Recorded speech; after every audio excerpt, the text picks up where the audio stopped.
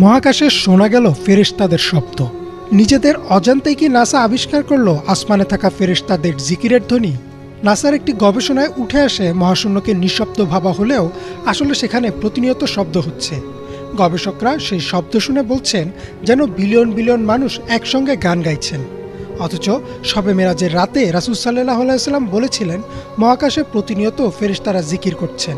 তবে কি এবার রেকর্ড করা হলো ফেরেশতাদের জিকিরের ধ্বনি?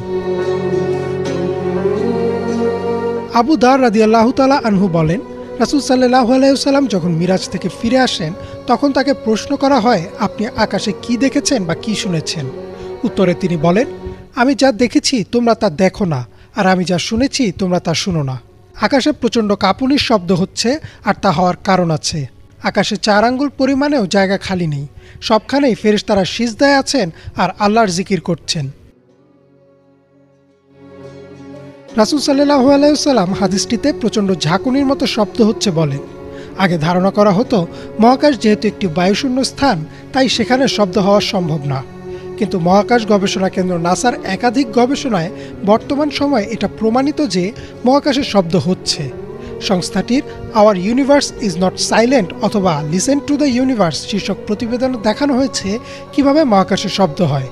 এমনকি নাসার অত্যাধুনিক টেলিস্কোপ ও যন্ত্রপাতির সাহায্যে এসব শব্দ রেকর্ডও করা হয়েছে। চলুন একবার শুনে নিই সে শব্দ।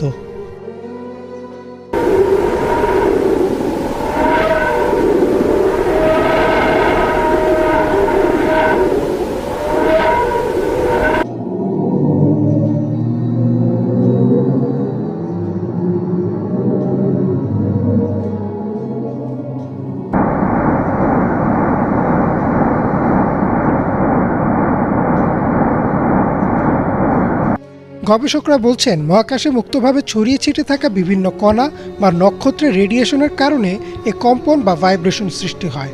তার কারণেই শব্দের উৎপত্তি।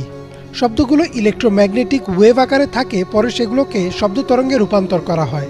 একটু খেয়াল করলে দেখা যাবে যে রাসূল সাল্লাল্লাহু আলাইহি ওয়াসাল্লাম 1400 বছর আগেই বলেছিলেন যে আকাশে কাঁপুনির শব্দ হয়।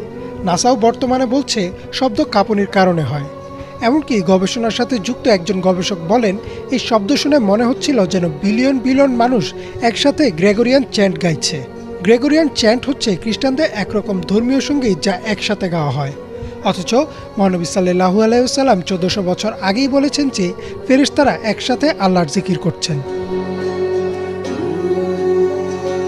নাসা মহাকাশে এমন শব্দ আবিষ্কার করেছে ঠিকই, কিন্তু তারা এর পেছনে বিভিন্ন কারণ বর্ণনা করছেন। কোনো গবেষণায় বলা হচ্ছে নক্ষত্রের চৌম্বক ক্ষেত্র, কোথাও আবার বলা হচ্ছে প্রাচীন মহাবিশ্বের বিস্ফোরণের শব্দ।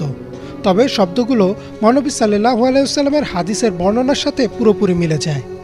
আসলেও এই শব্দগুলো ফেরেশতাদের জিকিরের শব্দ কিনা তা আল্লাহ ভালো জানেন। ইমরান মাহমুদ, বাংলা ভিশন।